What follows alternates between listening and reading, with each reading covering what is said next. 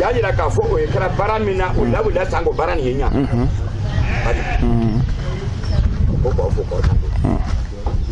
angon ga ye aba fe baran o kira baramina barani yenya o le ko ka semaine gelen ke fo ma dire ka semaine gelen ke na an yiba gouvernement la semaine gelen na ko ke o ko la wala sango anya ka lo ka fo o kira mina aka ko ko fo patron yɛrɛ o janya ye an ko kɔrɔsi alors k'a fɔ baara nin tolongɛ baara tɛ a kɔni nana ba min ma an kɔni don ala sigi ta ko k'a fɔ kɔ tan don. Et une semaine dans ce village, c'est la preuve que nous avons le souci de bien faire. Et à sa connaissance, nous sommes les premiers fonctionnaires en guillemets qui avons tout abandonné, qui avons abandonné famille et amis, de nous installer avec eux ici pendant une semaine dans la brousse, dans les moustiques, et de vivre leur quotidien. Et donc ce qui sortira de nos entretiens les réjouit déjà, parce qu'ils ont la certitude que eux soient là ou pas, ce travail que nous faisons aura des retombées pour ce village. Voilà. En tout cas, je souhaiterais que cela se fasse en notre présence, nous tous, mais même s'ils ne sont pas là demain, ce travail que nous faisons actuellement n'est pas un travail vain. À en juger par la qualité des personnes qui sont là, à en juger par le dévouement des personnes qui sont là, le sage a la certitude que les travaux que nous avons menés, les résultats des travaux que nous avons menés seront bénéfiques à Wely. Alors il s'agit d'une équipe pluridisciplinaire constituée d'enseignants-chercheurs de l'université Félix Houphouët-Boigny de Cocody, de l'université Nangui Abrogoa d'Abobo Adjamé, et puis d'un personnel technique aussi bien du ministère du Tourisme que du ministère de la Culture et de la Francophonie. Donc des spécialistes dans diverses disciplines, histoire, archéologie, conservation du patrimoine, tourisme culturel, tourisme de découverte. Voilà un peu une palette assez large de l'équipe qui est venue faire ce travail extrêmement important.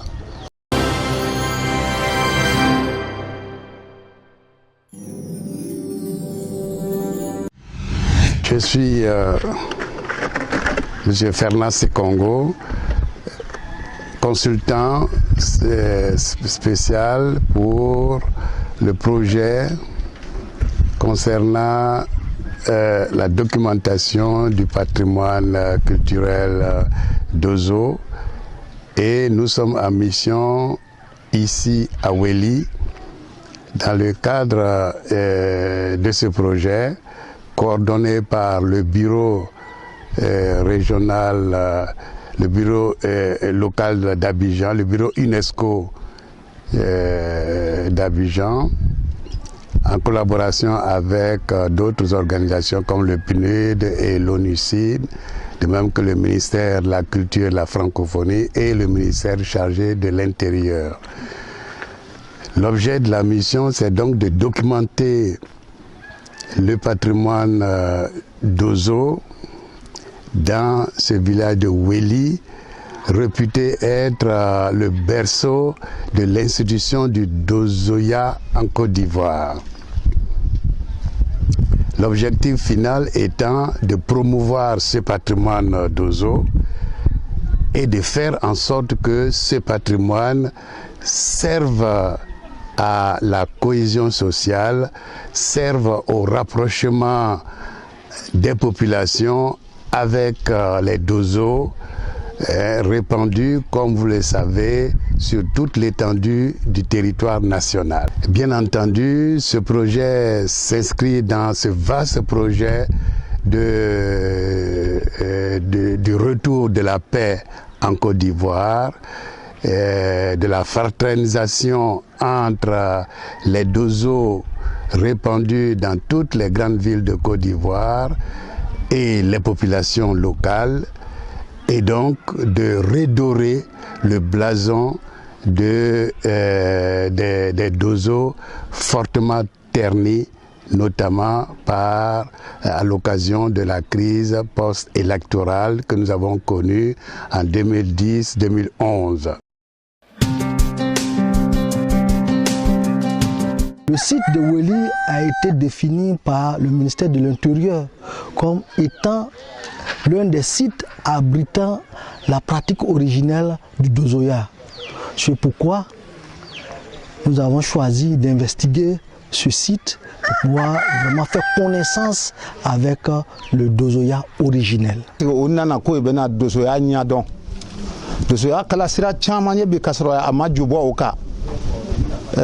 Dozoya est fait mieux, Dozoya d'abord ni ɲɔgɔnna kanda le ma ka ɲɔgɔn gɔlɔsi ka mɔgɔw bɛɛ kelen ma ka jamana bɛɛ kelen ma Dozoya ma dabɔ k'a fɔ ko i bɛ taga fanga ɲini ko dozow bɛ l'administration ni fanga cɛ Dozoya ma dabɔ ka l'administration kɛlɛ a ma dabɔ ka mɔgɔ faga. Convention de 2003 qui demande effectivement que les communautés soient sensibilisées à la préservation de leur patrimoine immatériel, les technologies traditionnelles, les arts du spectacle, les manifestations. Convention 2003. Convention 2003. Au Fagbo, on a Durakan. Mais comment alors? Amazika Onyafo. Oui, convention Minawe. Damana Masao. Où sont nous ma? Mamino convention Mungono. Où sont nous ma? Adoka Bruno Bla. Ko Ashona.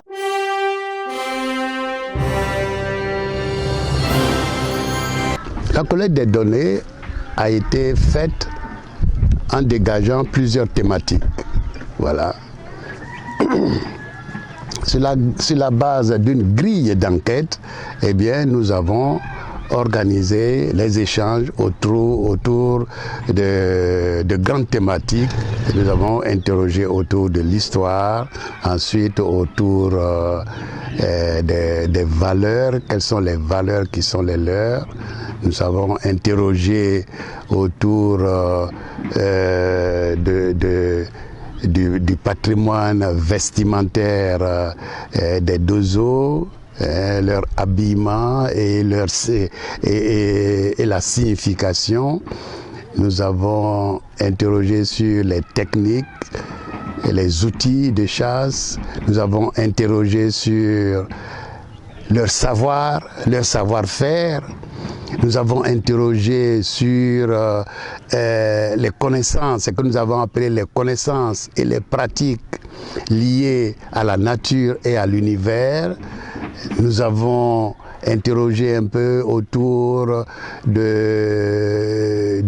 patrimoine oral, tout le processus initiatique. Nous l'avons documenté. Nous avons documenté en ce qui concerne donc leur savoir-faire en matière de connaissance des plantes, en matière de connaissance des astres. On nous a fait voir leur science en matière d'orientation dans la brousse, etc. On reprend peut-être le format qui est là. Maintenant, dans chaque titre, on peut regrouper parce que c'était un canevas un peu très détaillé. Voilà. C'est pour moi ça? C'est le document. Ah d'accord. Présenter brièvement le contexte, l'objectif visé par le travail et les résultats qu'on a obtenus là en matière de connaissances historiques de l'institution. La description, moi je ne dirais pas la description, pour moi c'est l'historique. Qui est le Dozo? Le Dozo est un chasseur. Mais lorsque nous disons chasseur, il ne faut pas réduire le chasseur au chasseur de viande. Le Dozo est également un chasseur de connaissances. Parce que le mot Dozo résulte de la juxtaposition de deux mots. Do, qui veut dire rentrer, et So, qui veut dire village. Donc le Dozo a le devoir de quérir la connaissance de chercher de la viande, bien entendu, mais de quérir de la connaissance à travers l'itinérance dans la brousse et faire rentrer cette connaissance au village. Et donc, muni de cette connaissance, le dozo, on va dire, a un savoir, le dozo a un savoir-faire et le dozo a un savoir-être. Donc, le dozo est un homme qui doit répercuter cette connaissance acquise en brousse dans le village à travers sa générosité, mais également à travers son comportement. Il est évident que ce comportement doit être exemplaire, doit être droit pour que justement la communauté grandisse en s'inspirant du dozo. Donc le dozo est un enseignant, le dozo est un maître, le dozo n'est pas un oppresseur.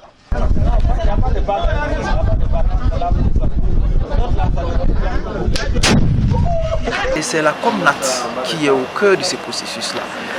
La Comnat a salué notre contribution, qui en fait n'était qu'un prétexte, un moyen de pouvoir arriver à faire la Comnat. Son objectif premier, c'est le marquage et le désarmement des personnes et des populations qui n'ont pas droit à posséder une arme.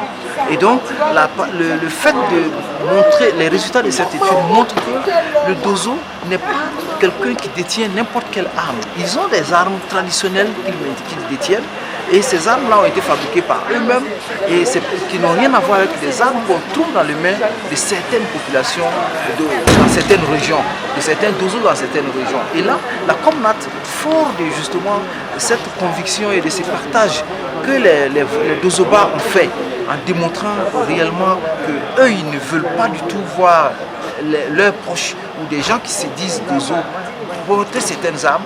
Cela facilitera donc le marquage. Et les dozobas se sont engagés à œuvrer avec la Comnat justement pour convaincre ceux qui sont encore réticents afin que le marquage puisse se faire et qu'on arrive réellement à faire prévaloir autre chose que les armes détenues qui ne sont illégalement par les dozos.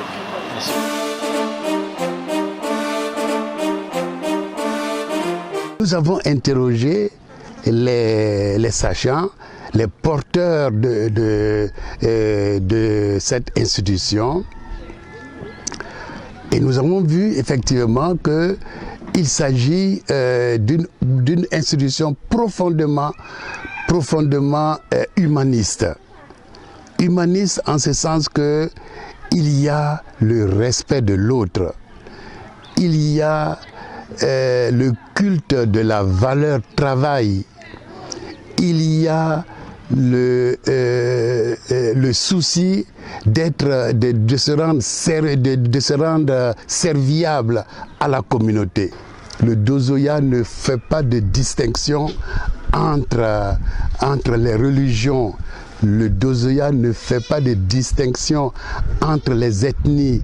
Tout le monde peut intégrer le dozoya. Toutes les religions sont bienvenues dans le dozoya. On respecte les convictions de chacun. Ce qui est important, c'est qu'une fois que vous êtes initié au dozoya, il y a des valeurs à respecter. Il y a des interdits à ne pas enfreindre. Le serment pour le code de bonne conduite est un serment extrêmement important. Celui qui, une fois entré dans la confrérie et qui se livre à des actes délictueux, en paye les frais et de façon quasiment instantanée. Donc ils tiennent à l'honorabilité de leur corporation. Et puis ils sont là à rendre service et de façon gratuite, de façon bénévole en cas de maladie des uns et des autres. Voilà un peu les dozos authentiques que nous avons trouvés, qui ne vendent pas leur connaissance, leur science, mais au contraire qui se mettent au service de la communauté. Le rituel initiatique, le prétendant à la confrérie d'Ozo s'interdit de révéler les secrets de la confrérie, ôter la vie à son semblable, porter main à son confrère, utiliser la femme de son confrère, commettre l'adultère, se battre en tenue d'Ozo, tuer un animal à gestation, ôter la vie à un animal en train de mettre bas, arracher à un animal sa proie. Ko dozo ya sro nyinu. Où est Tigné?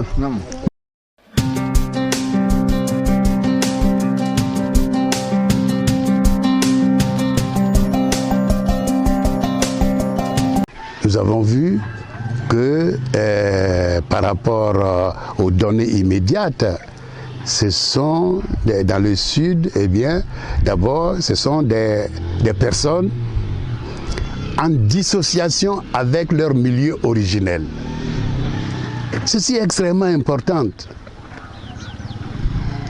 Et qui sont dans les grandes villes. Voilà. C'est la grande différence. Et cela amène à des conséquences extrêmement importantes. Ici, ils sont dans leur communauté. Ça, je ne vais pas vous interrompre, Voilà. vous allez profiter pour nous. C'est quoi l'authenticité pour savoir un peu quand on parle de désert authentique? Voilà. Ça, Très bien. Donc, ici, au village, ils sont dans leur communauté. Et partout, là où il y a authenticité du Dozoya, il faut indiquer déjà qu'il s'agit de Dozo dans leur communauté d'origine. Donc, et qui ne sont pas, contrairement à ceux qui s'expatrient, qui ne sont pas en dissociation sociologique avec leur communauté. Vous voyez? Dans le sud, on les connaît, un peu plus au sud, on ne les connaît pas comme entité qui existe et qui a une activité sociale d'intégration claire et qui accessoirement peut être au service d'une communauté. Vous voyez? Donc, ils sont dans leur communauté d'origine. Deuxièmement, ils sont dans leur territoire d'origine. Parce que le Dozo, c'est un travailleur de la terre, entouré d'une végétation et d'une nature qu'ils ont appris à maîtriser, à connaître et à maîtriser.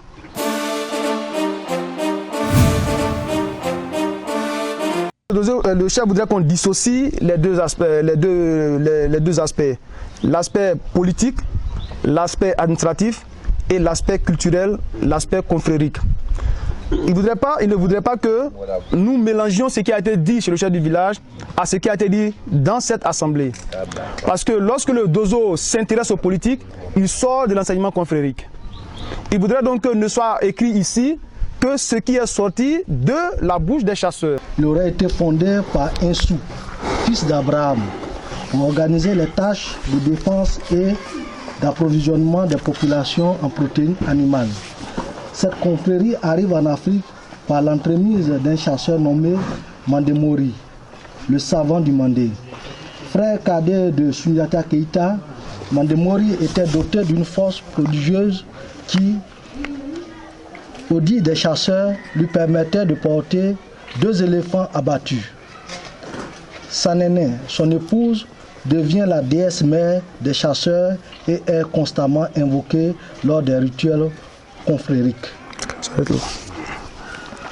Pour Dozoya tonné, pour ton dongono, ton si baza, croix ton mais ça n'est qu'un zéro croix ou ma. Dozoya bonne mini, Dozoya chinin nyadjolama, ko Dozoya, ko Nabi Bleman Digné, Enzu, ko Weka Dozoya da, Odongene Maka, Maka Jamron, Dozoya Danyine, mais Dozoya Sen Enveya Frafina, Kao Shabuke Mwomine, Botualeko Manemwe, Manemwe, Weka Dozoya do Frafina, Manemwe te Ginetri, Manemwe te Sunyata Badene, Abadenoche, Manemwe ko alon ne minema, alon ne aya franma, ko frantrite ale. Ate base ka saman fra, ka krindenya, da fata ka na lesu. Manemwe ta miso, moto ko sanene. Sanene, o ba ke dozo beta main. Dozo ou, il faut se mettre sanene ma, dozo ta man sanene. Akafa baramunke, abike fa sanene. C'est un enseignement extrêmement fort. Voyez-vous? Donc, contrairement aux utilisations que nous voyons dans le sud, un peu plus au sud, il y a vraiment problème. Quelle est la solution? Alors, bon, nous n'avons pas la solution miracle, voyez-vous? Nous n'avons pas la solution miracle.